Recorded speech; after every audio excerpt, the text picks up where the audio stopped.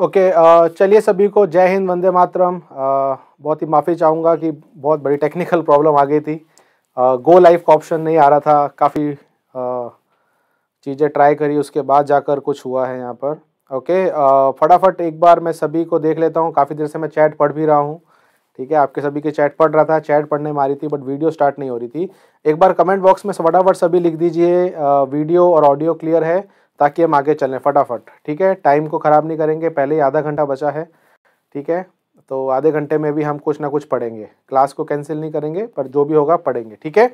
चलिए, हाँ मैं तो आ गया था बट अब क्या करें, वेट आप सभी का कर रहा था, लाइव नहीं हो पा रहे थे, ठीक है।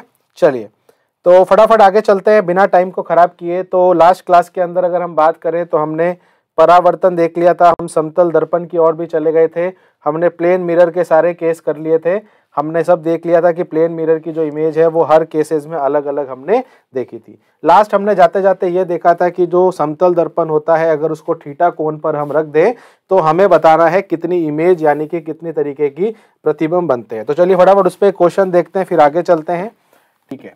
मेरा आपसे प्रश्न है, यदि मैं दो दर्पण को लेता हूं, मेरे पास दो दर्पण है यानी कि 2 मिरर, अगर मेरे पास 2 मिरर हैं, 2 दर्पण हैं और मैं उन दोनों को 60 डिग्री एंगल पर रखता हूं, तो बताओ कितनी इमेज, कितने प्रतिबिंब बनेंगे।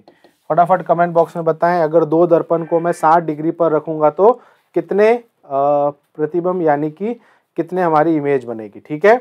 जय हिंद सभी को। अभी मैं सभी का नाम नहीं पढ़ पाऊंगा, ठीक है, टाइम खराब होगा, तो उसी के लिए सभी को मेरी तरफ से जय हिंद, सभी को गुड आफ्टरनून, ठीक है। तभी सबका नाम मैं सब नहीं ले पाऊंगा, ठीक है। चलिए फटाफट इसका जवाब दे, अगर मैं 2 दर्पण को 60 डिग्री पर रखता हूं तो कितनी इमेज, कितने प्रतिबिंब बनेंगे। चलिए वेरी गुड, 5 आंसर आ रहा है सभी का। देखिए जाते जाते मैंने आपको बताया था लास्ट क्लास के अंदर कैसे निकालना है। पहले 360 को डिवाइड करना है थीटा से, यानी कि जो भी आपका एंगल है। अगर ये ऑड संख्या आ रही है तो वो आपका उत्तर है, बट अगर ये इवन संख्या आ रही है तो आपको इसमें से एक घटाना पड़ेगा, फिर वो आपका उत्तर हो जाएगा, ठीक है। जैसे 60 डिग्री के केस में देखें तो क्या आ रहा है, 360 बटा 60। अब इसको मैं सॉल्व करता हूं तो ये देखो 6 आ रहा है। तो 6 कैसी संख्या है, ये हमारी इवन संख्या है यानी कि सम संख्या है, तो हमें विषम संख्या में बदलना है, तो 6 में से 1 को घटाएंगे तो आंसर आ जाएगा 5। कितना आ जाएगा, 5। तो इसका करेक्ट आंसर 5 है और सभी बच्चों ने बिल्कुल सही जवाब भी दिया है, ठीक है। इसके अलावा एक और क्वेश्चन जो बहुत ज्यादा बच्चों को तंग करता है वो भी बात कर लेते हैं। यदि हमारा थीटा 0 डिग्री हो, ठीक है, यदि हमारा थीटा 90 डिग्री हो, इन दोनों केसेस में भी बात कर लेते हैं कि सर क्या होगा, बात कर लेते हैं। देखिए जब भी थीटा 0 डिग्री होगा, इसका क्या मतलब है, दो जो दर्पण है वो एक दूसरे के इस तरीके से रखे गए हैं। 0 डिग्री का मतलब तो यही होता है। अब इसमें अगर कोई मैं प्रति ऑब्जेक्ट रख दूं, ना कोई वस्तु रख दूं, तो इसकी कितने प्रतिबिंब बनेंगे, तो ये अनंत बनेंगे, बनते जाएंगे बनते जाएंगे। क्यों, क्योंकि परावर्तन लगातार यहाँ पर हो जाएगा, ठीक है। 50 डिग्री पर क्या होगा, 50 डिग्री पर आप करके देख लो, देखो पॉइंट में आंसर आएगा। तो पॉइंट में हमें लेना नहीं है, हम उसको पॉइंट जैसे अपन करते हैं हटाते हैं, जैसे 0.5 है तो हम उसको एक नंबर ले लेंगे। पॉइंट में कभी भी इमेज नहीं बनती है, ठीक है, उस पर भी मैं बात करता हूँ, अभी पहले इस पर बात कर लेते हैं, ठीक है। तो इस केस में ध्यान रखना, 0 डिग्री के केस में हमारा जो इमेज बनेगी वो अनंत बनेगी, ठीक है। कितनी बनेगी, अनंत। ये अच्छा क्वेश्चन यहाँ से बनता है। ओके, दूसरा आता है कि सर अगर थीटा 90 डिग्री हो, कितना हो, 90 डिग्री, तो अगर इस तरीके से रखें, थीटा 90 डिग्री बहुत बार पूछा जाता है, तो 90 डिग्री के केस में कितना बनेगा, तो वही करेंगे 360 बटा 90। तो इसको सॉल्व कर लेते हैं, तो ये आ गया, ये आ गया 4, तो 4 माइनस 1 घटाएंगे तो आंसर आ जाएगा 3। तो इसका करेक्ट आंसर हो जाएगा n = 3। तो ये कुछ महत्वपूर्ण है जो ज्यादातर पूछे जाते हैं, ठीक है। 50 पर 7 होगा, हाँ देखो चलो 50 वाला केस ले लेते हैं। 50 वाला एक बच्चे ने पूछा है, तो 360 को डिवाइड करेंगे 50 से, तो इसको अगर आप देखोगे तो ये आएगा 7.2 समथिंग। कितना आएगा, 7.2। कैसे, अगर 36 को डिवाइड करोगे 5 से तो ये हो जाएगा 7 और ये हो गया 2, हाँ तो 7.2 हो जाएगा। अब 7.2 आपका n नहीं हो सकता, n हमेशा नंबर होता है, 1 2 3 या 4।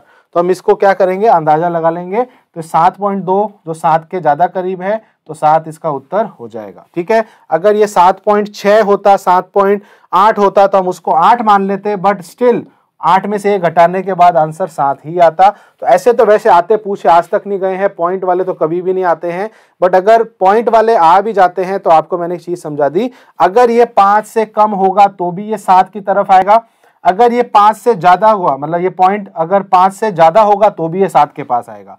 तो आपको क्या चीज ध्यान में रखनी है कि जो भी चीज आगे आ रही है उस पर ध्यान देना है।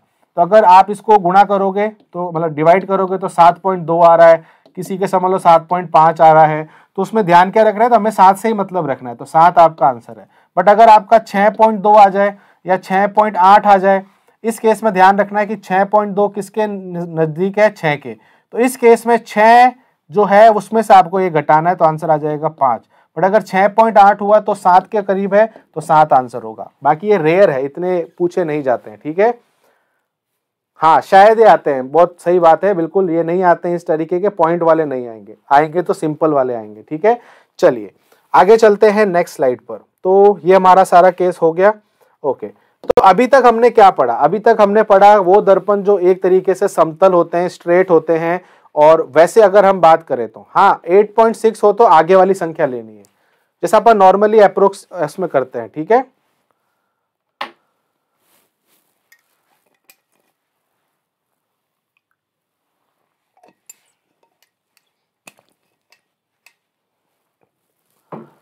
सर मैं पेड स्टूडेंट हूँ तो मुझे टेस्ट पेपर क्यों नहीं मिल रहा, मैं सबको कॉल किया बट मेरा किसी ने नहीं सुना।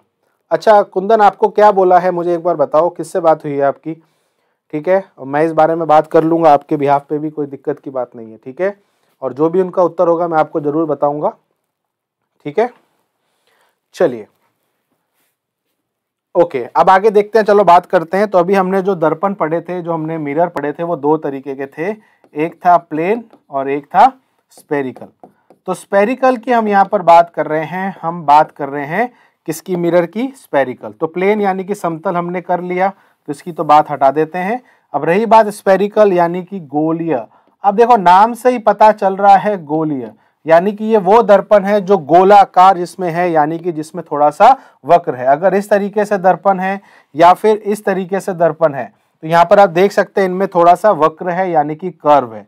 अब इसमें भी हमें 2 चीजें दिखानी है, एक जहां पर हमने पॉलिश करी है, एक हमारा परावर्तित सतह है। इस केस में आप देख सकते हैं ये वाला आपका परावर्तक सतह है, इस वाले केस के अंदर उल्टा कर देते हैं, इसमें पॉलिश हम बाहर की ओर कर देते हैं, तो अंदर वाला हिस्सा यहाँ पर आपका परावर्तक यानी कि रिफ्लेक्टेड जो सरफेस है वो बन जाएगा।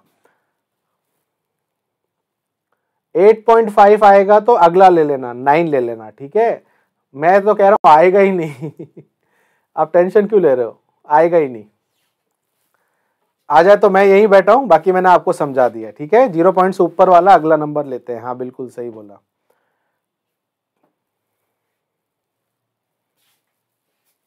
ठीक है मैं कुंदन एक बार इस बारे में अभी जाते ही बात कर लूंगा और आपको मैं इसके बारे में बता दूंगा, ठीक है, कोई दिक्कत नहीं है। चलो अब यहाँ पर बात कर रहे थे कि 2 तरीके के गोलीय होते हैं। तो पहले गोलीय दर्पण की परिभाषा यहाँ पर लिखी हुई है, तो आप पढ़ लेना, ठीक है। कांच की एक खोखले गोले को काटकर गोलीय दर्पण बनाया जाता है, जिसकी एक सतह पर पॉलिश की जाती है जबकि दूसरी सतह परावर्तक होती है। कुछ उदाहरण देख रहे हो, ये छतरी है, इस छतरी में ये वाली जो सतह है यहाँ से परावर्तन रिफ्लेक्शन होता है, इस वाले में कटोरा है, कटोरे में प्रकाश जाता है, और जो गाड़ियों में दर्पण लगा होता है वो भी गोलीय होता है। तो गोलीय दर्पण जो होते हैं यानी कि जो स्पेरिकल मिरर होते हैं, इसका भी बहुत ज़्यादा इस्तेमाल हम करते हैं। मैं आगे जाके आपको ये भी बताता जाऊंगा कहाँ पर इस्तेमाल ज़्यादा करते हैं, कहाँ नहीं करते हैं, और कहाँ पर प्लेन मिरर समतल दर्पण का इस्तेमाल होता है। जब हम खुद की शक्ल देखते हैं तो हम कभी भी गोलीय दर्पण नहीं लेते हैं, बिकॉज हम चाहते हैं हमारे आकार में कोई परिवर्तन ना हो। तो इसीलिए हम अपनी खुद की शक्ल देखने के लिए हम प्लेन मिरर यानी कि समतल दर्पण का इस्तेमाल करते हैं, ठीक है भाई। अगर कहीं ऐसी जगह है जहां पर आपको इमेज को बड़ा करके देखना है, छोटा करके देखना है, तो वहां पर हमें प्लेन मिरर को छोड़ के इन वाले मिरर पे आना पड़ेगा, बिकॉज प्लेन मिरर की ये खासियत नहीं है कि वो इमेज को, प्रतिबिंब को बड़ा छोटा करे, तो वो यहाँ पर होता है। इन वाले दर्पणों के पास ये गुण होता है कि ये इमेज को बड़ा छोटा करके दिखा सकते हैं, ठीक है। तो इसीलिए हम ये इस्तेमाल ज़्यादा करते हैं।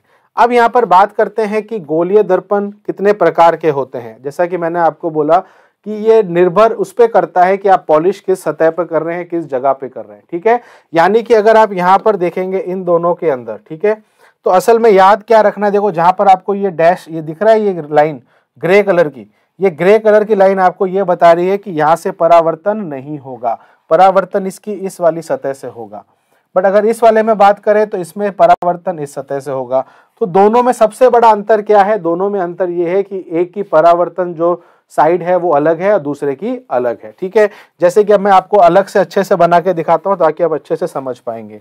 सबसे पहले अपन देखते हैं उत्तल। उत्तल जो होता है कैसे याद रखना है वो भी मैं आपको समझाता हूँ। पहले आप दो तरीके के ऐसे गोलीय पृष्ठ बना लीजिए, दो सरफेस बना लीजिए। ठीक है, अब दूसरा काम क्या करना है, इससे पहले मैं कॉनकेव वाला लेता हूँ। कॉनकेव, केव गुफा, अवतल, इसको इंग्लिश में अच्छे से याद रहता है कॉनकेव। केव यानी कि गुफा। जब आपका प्रकाश गुफा में जाता है, केव में जाता है, तो उसमें इन दोनों में से क्या केस हो सकता है? अगर प्रकाश ऐसे आएगा तो ये गुफा में नहीं जाएगा, बट अगर प्रकाश अंदर से आएगा तो वो गुफा में जाएगा। ठीक है, तो अगर मेरा प्रकाश गुफा के अंदर आ रहा है, इसका मतलब ये साइड हमारी रिफ्लेक्टिंग है और जो पीछे वाली साइड है वो पॉलिश है। कई बच्चे में देखे इसमें कंफ्यूज होते हैं, तो ये वाले को क्या बोलेंगे? अवतल दर्पण यानी कि कॉनकेव। वहीं पर दूसरा हम देखते हैं जो इसका जस्ट विपरीत हो जाएगा। अब प्रकाश गुफा में नहीं जा रहा है तो जो गुफा का अंदर वाला हिस्सा है उसको पॉलिश कर देते हैं, तो अब प्रकाश जो है उसको आगे वाले हिस्से पे टकराएगा। तो दोनों ही केस में आपको बात समझ में आ गई। तो पहले केस में आपको ध्यान रखना है कि लाइट अंदर की ओर जा रही है तो वो अवतल है, और अगर लाइट दूसरे हिस्से में टकरा रही है तो वो उत्तल है। यानी कि कॉनकेव और कॉन्वेक्स आप इसी आधार पर समझा सकते हो। ठीक है, हाँ मैं भी सब आऊंगा, कन्वर्जिंग डाइवर्जिंग पे भी आऊंगा। ठीक है, हाँ धसा हुआ समझ सकते हो, जैसा आपको अच्छा लगे, उभरा हुआ समझ सकते हो। पॉइंट बस यहाँ पर यह है कि दोनों ही धसे होते हैं, दोनों ही उभरे होते हैं, बस फर्क ये होता है कि कहां पर प्रकाश जा रहा है। अगर वो उभरी हुई जगह पे जा रहा है और जाके टकराने वाला है तो उसको हम कॉन्वेक्स बोलेंगे, बट अगर वो दबी हुई साइड यानी कि गुफा के अंदर जा रहा है तो वो हो जाएगा कॉनकेव। याद कैसे रखना है? लाइट के माध्यम से। लाइट कहां जाके टकरा रही है? वैसे लाइट तो हर जगह से आ सकती है, बट लाइट जहां से टकराने वाली है उस साइड को हमें ध्यान में रखना है। अगर वो साइड अंदर की तरफ है, गुफा के अंदर है, तो ध्यान रखना वो क्या हो जाएगा? कॉनकेव, अवतल। और अगर लाइट जो है वो टकराने वाली है गुफा के अलावा वाली सतह पे तो उसको बोलेंगे कॉन्वेक्स। सभी को समझ में आया? कमेंट बॉक्स में एक बार यस लिखना। तो अवतल उत्तल में सबसे बड़ा फर्क यही है कि अवतल के अंदर प्रकाश जो होता है ये उभरी हुई सतह, जो सतह जहां पर इस तरीके से हो यहां आके लाइट टकराती है। बट अवतल के अंदर क्या होता है? ये प्रकाश गुफा के अंदर जाके टकराता है। तो दोनों में फर्क समझ में आपको आ गया होगा। हाँ, डेनिम सोल्जर समझ में आ गया आपको? सभी को बात क्लियर है ये वाली? ठीक है, बात समझ में आ गई। अब बात करते हैं कि सर इसमें हमें क्या क्या समझना है। अब देखो, अगर आपका कोई भी दर्पण हो, अभी हम यहाँ पर कोई एक एक दर्पण की बात नहीं कर रहे हैं, दोनों को एक साथ हम कर रहे हैं। ठीक है, रिपीट सर प्लीज। देखो रिपीट फिर कर रहा हूं, एक बार सुन लेना। गोलीय दर्पण स्फेरिकल मिरर दो टाइप के होते हैं, एक होता है उत्तल, एक होता है अवतल, कॉन्वेक्स और कॉनकेव। जब लाइट केव में जाती है, गुफा में जाती है और आके टकरा के वापस आती है तो वो अवतल कहलाता है। जब लाइट उसकी दूसरी साइड पर जाके टकराती है और वापस जाती है तो वो हमारा उत्तल कहलाता है। तो इस तरीके से आप उत्तल और अवतल में फर्क देख पाएंगे। ठीक है, बाकी दोनों ही गोलीय होते हैं, दोनों ही स्फेरिकल है, उसमें कोई भी अंतर नहीं है। अब यहाँ पर हम बात करते हैं कि सर हमें क्या ध्यान में रखना है। अभी मैं दोनों मिरर को अलग अलग नहीं पढ़ रहा हूं, मैं दोनों मिरर को एक साथ लेके चलूंगा, क्योंकि दोनों के अंदर कुछ ऐसी टर्म्स आएंगी, आपको देखना है कि इसमें कौन कौन सी आप कह सकते हो टर्म्स, या फिर जिसको हम बोल सकते हैं राशियां आती हैं, बिंदु आते हैं, जिनके नाम हमें पता होने चाहिए। ठीक है, सबसे पहले देखो दोनों मिरर मैंने साथ में बनाए, नाम देख लेते हैं।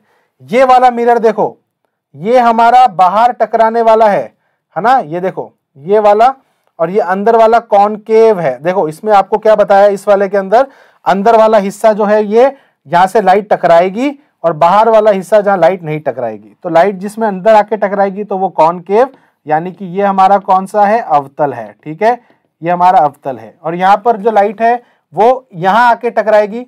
ठीक है, इस वाले में इसने डायग्राम पता नहीं कैसे बनाया, बट समझ लेना, इसमें लाइट ऐसे जा रही है और इसमें लाइट ऐसे जा रही है। इसमें टकरा रही है बाहर वाले हिस्से से, इसमें टकरा रही है अंदर वाले हिस्से से। तो ये हमारा हो गया उत्तल। तो अभी आपको समझने के लिए समझना है कि ये हमारा अवतल है और ये हमारा उत्तल है। ठीक है, अब बात यहाँ पर समझते हैं कि सर इसमें क्या क्या टर्म्स आती है। तो मैं पहले आपको खुद के डायग्राम से समझाता हूँ, फिर मैं इस पे लेके आता हूँ। ठीक है, चलिए खुद के डायग्राम से पहले समझते हैं, आसानी से समझ में आएगा। तो अभी समझ लो मैं इसकी बात कर रहा हूँ। ये हमारा है कॉनकेव, ये हमारा है कॉनकेव। ये हमारा अवतल दर्पण है क्योंकि प्रकाश अंदर की ओर जा रहा है। ठीक है, अच्छा सबसे पहले आप ध्यान रखना कि यहाँ से एक हम लाइन बनाते हैं। अच्छा, इस लाइन को क्या बोलते हैं, मैं शॉर्ट में लिख रहा हूँ प्रिंसिपल एक्सिस। पिछली साइड में आपको नाम सारे पढ़ा दूंगा। इसको बोलते हैं प्रिंसिपल एक्सिस, यानी कि इसको हिंदी में कहा जाता है, यहाँ पर लिखा हुआ नहीं हुआ, नेक्स्ट स्लाइड में होगा शायद। हाँ, इसको बोलते हैं मुख्य, आप लाइन समझ लो, मुख्य अक्ष बोल दो इसको, है ना। तो ये जो लाइन होती है इसको बोला जाता है मुख्य अक्ष। ठीक है, तो ये हमारी मुख्य अक्ष है, यानी कि ये जो लाइन है इसको बोला जाता है प्रिंसिपल एक्सिस। ठीक है, ओके। अब आगे और समझते हैं क्या चीज है। जहां पर ये इससे टकरा रहा है, जहां पर ये लाइन, ये रेखा इस कांच से टकरा रही है, इसको बोला जाता है पोल। क्या बोला जाता है, पोल। अगर पोल की बात करें तो इसको हिंदी में क्या बोलते हैं, ध्रुव। क्या बोलते हैं, ध्रुव। तो ये हमारा हो गया ध्रुव। तो ये बात समझ में आ गई कि ये बिंदु जहां पर प्रिंसिपल एक्सिस, मुख्य अक्ष और दर्पण टच कर रहे हैं, उस बिंदु को बोला जाता है पोल। ठीक है सर, समझ में आ गया।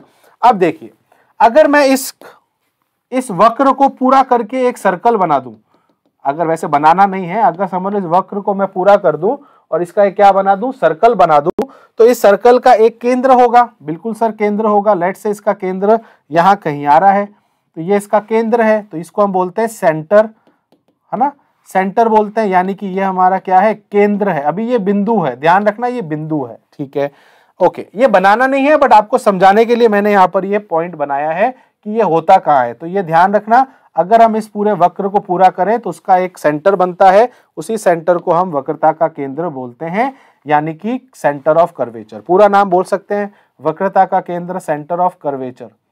ठीक है, वक्रता का केंद्र। ओके, अब यहाँ पर दो पॉइंट देखने वाले हैं। इस पॉइंट को हम सी बोलते हैं, इस पॉइंट को हम पोल को पी बोलते हैं। ध्रुव को पी बोलेंगे, इसको हम सी बोलेंगे। इन दोनों के बीच में जो भी दूरी है, जो भी डिस्टेंस है, अगर इसका मैं आधा कर दूं, वापस सुनना, अगर मैं सी और पी के बीच की दूरी को आधा कर दूं तो ये क्या बन जाएगा, फोकस बन जाएगा। क्या बन जाएगा, फोकस। तो इस पॉइंट को क्या बोलते हैं, फोकस। ठीक है, इसको क्या बोलते हैं, फोकस। अभिषेक यादव, ये चीजें ना करें, बार बार एक ही चीज अगर आप लिखेंगे, इस तरीके से करोगे तो देखो, ब्लॉग करना भी आता है, ब्लॉग भी आप हो सकते हो, तो जो आप पढ़ रहे हो फिर उससे भी आप वंचित रहोगे। तो प्लीज पढ़ाई से रिलेटेड कमेंट करो। गुड आफ्टरनून, गुड मॉर्निंग सब हो चुका है। भगवान का नाम हमने पहले ले लिया है स्टार्ट करने से, बट इस तरीके से बार बार अगर ये फ्लैग बना के आप दूसरों के कमेंट छुपाओगे तो दिक्कत आएगी। ठीक है, तो प्लीज ऐसा ना करें। ठीक है, जो काम की चीज है वो लिखें, ये सब चीजें ना करें। ठीक है, ब्लॉक कर सकते हैं, फिर ब्लॉक हो जाओगे, फिर पढ़ नहीं पाओगे। ठीक है, नाम आपका आ ही रहा है, ब्लॉक करना आसान है हमारे लिए। ठीक है, चलो वापस एक बार रिपीट करता हूं, सुन लेना। ठीक है, मैं क्या कह रहा हूं कि पहले हमने कोई भी एक दर्पण लिया, सॉरी कोई भी, हाँ, मिरर लिया। अब एक अक्ष खींची जिसको हम बोलते हैं मुख्य अक्ष। ठीक है सर, हो गया। अब इस मुख्य अक्ष और ये दर्पण जहां एक दूसरे को टच कर रहा है, काट रहा है, उसको हम क्या बोलेंगे, पोल, यानी कि ध्रुव। इसको क्या बोलेंगे, पोल, यानी कि ध्रुव। जहां पर ये अक्ष और ये दर्पण टच कर रहा है उसको बोलते हैं पोल, यानी कि ध्रुव। समझ में आ गया सभी को, जिसको शॉर्ट में लिखा जाता है पी। तो ये पी पॉइंट हमें ध्यान में रखना है। ठीक है, अब हमने क्या किया कि जब अगर इस वक्र को मैं पूरा करूं, इस कर्वेचर को पूरा करूं, तो एक सर्कल बनेगा, उस सर्कल का एक सेंटर होगा, तो उस सेंटर को बोलते हैं सेंटर ऑफ कर्वेचर, वक्रता का केंद्र। यानी कि इस पॉइंट को क्या बोलते हैं, वक्रता का केंद्र। ठीक है, तो ये हमारा सेंटर हो गया इस दर्पण का, इस दर्पण का ये सेंटर है। ठीक है, ओके। सेंटर को कैसे लिखेंगे, केंद्र को कैपिटल सी से। अभी ये सारे पॉइंट है, सारे क्या है, पॉइंट है। अब ये सी और ये पोल, सी और पोल के बीच की जो भी दूरी है, समझ लो ये वाली जो दूरी है, इसकी आधी दूरी, इसकी आधी दूरी पर हमने एक बिंदु बनाया, पॉइंट बनाया, जिसको हम फोकस बोलते हैं। हिंदी में भी फोकस ही कहा जाता है, फोकस बिंदु कहा जाता है। ठीक है, तो फोकस बिंदु जो होता है उसी के बारे में यहां पर हम बात करें। हाँ, क्वेश्चन अभी करवाऊंगा सचिन, आप रुको एक बार, पहले कॉन्सेप्ट समझ लो, पॉइंट कौन सा कहां होता है और कहां पर उसको हम बनाते हैं। इसलिए मैंने आपको बोला टर्म्स पहले पढ़ लेंगे तो आगे जाके हमें आसानी रहेगी। ठीक है, तो एक तो सी आ गया, एफ आ गया और पी आ गया। तो तीन बिंदु यहां पर कौन कौन से आ गए, सी, एफ और पी। तो अब आप सभी के नाम जानते हैं। सी हमारा वक्रता का केंद्र, सेंटर ऑफ कर्वेचर, एफ हमारी फोकस पॉइंट है, तो ये फोकस बिंदु है, और पी हमारा ध्रुव बिंदु है, यानी कि पोल है। तो कुल मिलाके ये तीन चीजें आपको ध्यान में रखनी है। ठीक है, अभी आऊंगा, सब आऊंगा अभी मैं कहां पर क्या चीज आती है, ठीक है। सभी को यहां तक समझ में आया तो एक बार कमेंट बॉक्स में यस लिखना, ठीक है। अब मैं डायग्राम पे चलता हूं, तो डायग्राम में भी आपको देखो यही चीजें दिखेगी। मैं थोड़ा सा जूम कर देता हूं ताकि आपको दिखने में आसानी होगी, ठीक है। अगर आप यहाँ पर थोड़ा सा ध्यान से देखेंगे, देखो ये सी बनाया है, ये एफ बनाया है, ये पी बनाया है। सेंटर ऑफ कर्वेचर, वक्रता का केंद्र, फोकस पॉइंट, और ये हमारा पी क्या है, पोल है। अभी मैं सिर्फ पॉइंट की बात कर रहा हूं। किसकी बात कर रहा हूं, पॉइंट की, केंद्र, अपने बिंदुओं की बात कर रहा हूं, ठीक है। तो ये हमारे दो बिंदु हो गए, सभी को समझ में आ गया, ठीक है सर। चलिए आगे चलते। और क्या चीज आपको मैंने बताई थी, मुख्य अक्ष, प्रिंसिपल एक्सिस। तो ये भी मैंने अभी आपको सिखाई थी। प्रिंसिपल एक्सिस इस लाइन को कहा जाता है, इसको हम क्या बोलते हैं, मुख्य अक्ष। जो भी मैंने आपको बताई थी, इस रेखा को बोलते हैं मुख्य अक्ष। फिर आता है मुख्य फोकस, प्रिंसिपल फोकस, उसी एफ को कहा जाता है। एफ का मतलब फोकस बोलो या फिर मुख्य अक्ष बोलो, बात एक ही है। अब अभी यहां तक हमने सिर्फ 3 बिंदु पढ़े। क्या पढ़े हैं, बिंदु पढ़े हैं। अब यहां पर आता है नेक्स्ट पॉइंट कि सर लंबाइयां कौन कौन सी होती है। तो नेक्स्ट हम देखेंगे लेंथ कौन कौन सी होती है। जो चीजें समझा रहा हूं उसको बहुत अच्छे से समझना, बार बार कंफ्यूजन नहीं होगा। बिंदु अलग चीज होती हैं, वो पॉइंट्स होते हैं। लेंथ दूरी होती है, यानी कि हमें यहां पर बतानी है दूरी। अब देखो दूरी का क्या क्या मतलब होता है। पहले मैं सारे बिंदु बना देता हूं। लेट्स से ये सी है, ये एफ है और ये पी है। अब देखो यहां पर दूरियां कौन कौन सी लेनी है। अगर मैं पोल से सी की दूरी लेता हूं, वापस देखना, अगर मैं पोल से सी की दूरी लेता हूं, दूरी है ना, तो इसको क्या बोला जाता है, रेडियस। इसको बोला जाता है रेडियस, यानी कि त्रिज्या। तो अब आपको समझ में आ गया त्रिज्या क्या होती है, जिसको हम बोलते हैं रेडियस ऑफ कर्वेचर, वक्रता की त्रिज्या। तो त्रिज्या मतलब ये वाली लंबाई होती है, पोल से सी की लंबाई, ठीक है। तो ये लंबाई हो गई, ओके। फिर आता है सर एफ से पी की दूरी। एफ से पी की दूरी यानी कि फोकस से ध्रुव की दूरी, तो इसको बोलते हैं फोकल लेंथ। क्या बोलते हैं, फोकल लेंथ। अच्छा, मैं आपको साथ में नाम भी बता देता हूं। रेडियस को आर से लिखा जाता है, फोकल लेंथ को स्मॉल एफ से लिखा जाता है। कई बच्चे स्मॉल एफ और कैपिटल एफ में कंफ्यूज रहते हैं, तो फिर समझ लेना, इसका मतलब यह है कि कैपिटल एफ तो एक बिंदु है, एक पॉइंट है, बट स्मॉल एफ लंबाई है। लंबाई किसके बीच में है, फोकस और पोल के बीच में। सभी को समझ में आ गया। तो एक तो हमारे पास आर आ गया, एक हमारे पास एफ आ गया। अब आपको मैंने एक चीज बताई थी क्या, कि सर सी से पी की जो दूरी है उसकी आधी दूरी होती है ये सी और एफ के बीच में, या फिर एफ और पी के बीच में। तो हम ये कह सकते हैं कि जो एफ है ना, वो आर का आधा है। ध्यान रखना, मैं पॉइंट की बात, कई बच्चे क्या करते हैं, F equals to C by 2 कर देते हैं। ये गलत है, ये पॉइंट है, ये बिंदु है। हमें बिंदु को आधा नहीं करना है, हमें दूरी को आधा करना है। तो दोनों में अंतर आपको पहले आना चाहिए। सभी को यहां तक समझ में आई, मुझे एक बार बता देना, ठीक है सर। प्लीज एक बार शॉर्ट रिपीट।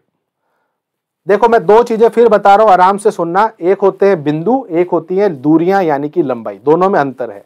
जब मैं बिंदु की बात करता हूं, 3 मुख्य बिंदु हैं, पी, एफ और सी। सी सेंटर है, केंद्र, आर हमारा, सॉरी, पी हमारा पोल है, ध्रुव है, एफ हमारा फोकस है, ठीक है। ये हो गया, अलग साइड में कर दो। फिर आता है सेकंड, लंबाइयां कौन कौन सी होती हैं। तो ध्यान रखना, सी और पी के बीच में जो लंबाई है, सी और पी के बीच में जो लंबाई है, इसको त्रिज्या कहा जाता है, आर। फिर एफ और पी के बीच में लंबाई को फोकल लेंथ कहा जाता है, ठीक है। तो यहां से सी, आर और एफ हमारे पास 2 दूरियां आ गई, और इनको जब मैं आधा कर दूंगा तो ये क्या बन जाएगा, ये हमारा फोकस लेंथ। तो ये रिलेशन पूछा जाता है, ठीक है। आई होप सभी को अब समझ में आ गया होगा। अब भले मैं आपको स्लाइड भी दिखा दूं तो अब आप उसको अच्छे से समझ सकते हो, ठीक है। जैसे कि आप स्लाइड में देख सकते हो, ये आर आपको दिख रहा है। आर हमारा क्या है, रेडियस ऑफ कर्वेचर यानी कि त्रिज्या। तो त्रिज्या क्या है, सी और पी के बीच की दूरी है। कभी भी सी बाय 2 नहीं करेंगे, ये चीज ध्यान रखना, ठीक है, ओके। अब यहां से सर हम आगे क्या करने वाले हैं, तो चलिए उसकी बात करते हैं। तो कुल मिला के अगर मैं सारी चीजें एक ही जगह पर करूं तो एक चीज आप समझ लेना। अब अगर आपका लेंस, आपका मिरर अगर समझ लो कॉन्वेक्स है, ये भी तो हो सकता है कि अगर आपका मिरर कैसा है, कॉन्वेक्स है, समझ लो उत्तल दर्पण है, तो सर क्या यहाँ पर चीजें बदल जाएगी, नहीं बदलेगी चीजें, नहीं वही चीजें रहने वाली है। बस फर्क क्या है, पहले वाले दर्पण में हमेशा इधर हम ले रहे थे क्योंकि उसका वक्रता का केंद्र अलग था, ठीक है। अब इस केस में अगर हम देखें तो अब यहां पर हमारा इसका एफ होगा, यहां पर हमारा सी होगा और यहां पर हमारा पी होगा, और बाकी दूरियां, यहां से यहां की दूरी होगी आर और यहां से यहां की दूरी होगी स्मॉल एफ। तो उसमें कोई फर्क नहीं है, ये सारी चीजें सेम रहने वाली हैं, इसमें कोई भी आपको दिक्कत नहीं आने वाली है। ठीक है, अब आगे क्या करने वाले हैं, तो अगर हमें ये टर्म्स पता चल चुकी हैं तो अब आगे जाके हम ये करेंगे कि हम दोनों दर्पण अलग अलग करेंगे। तो कल की क्लास में हम लेंगे कॉनकेव, क्या लेंगे, कॉनकेव यानी कि अवतल दर्पण लेंगे। अब इसमें सर क्या करेंगे, सर इसमें हम बनाएंगे इमेज, हम इसमें देखेंगे इमेज के बारे में, हम देखेंगे कि जो हमारा प्रतिबिंब है वो कहाँ बन रहा है, कैसा बन रहा है, किस बिंदुओं पर है। इसलिए जो मैंने भी आपको बिंदु बताए हैं उन बिंदु के ही संदर्भ में आपको ये बताना पड़ेगा कि हमारा जो प्रतिबिंब है वो कहाँ बन रहा है, कैसा बन रहा है, सीधा है, उल्टा है ना, वास्तविक है या नहीं है, कहाँ पर उसकी दूरी है ना। तो ये सारी चीजें हम कल की क्लास में देखेंगे। तो अभी सारी चीजें तैयार है, बिल्कुल टेंशन मत ले। जैसे कि आपको पता है मैं आपको सारे केसेस देखो ये करवाऊंगा, तो उसकी कोई टेंशन आप मत लेना, ये सारे केसेस हम करेंगे, समझेंगे। अब इससे हमें क्या समझना है वो हमारे लिए महत्वपूर्ण है कि कौन सी क्वेश्चन यहाँ से कैसा बनता है उसके बारे में हम बात करेंगे। ठीक है, तो आज की क्लास को यहीं खत्म करते हैं। और उसके लिए सॉरी, स्टार्टिंग में टेक्निकल प्रॉब्लम हो गई थी, क्लास तो टाइम पे स्टार्ट होनी थी बट क्या करें। और कल की क्लास इसलिए नहीं हो पाई थी क्योंकि कुछ तबीयत में कुछ आ गया था इशू, कान का काफी इशू चल रहा था, कान काफी पेन कर रहा था, इसकी वजह से कल की क्लास में ले नहीं पाया था। उसके लिए भी मैं माफी चाहूंगा और टेंशन मत लें, आपका जो भी डाउट होगा उसको हम करवा देंगे। हाँ कुंदन, आपकी प्रॉब्लम भी मैं बात कर लूंगा आपकी प्रॉब्लम के बारे में। ठीक है, तो इसी के साथ आज की क्लास को यहाँ एंड करते हैं। सभी अपना ध्यान रखना, स्वस्थ रहना। तब तक सभी को मेरी तरफ से जय हिंद, वंदे मातरम।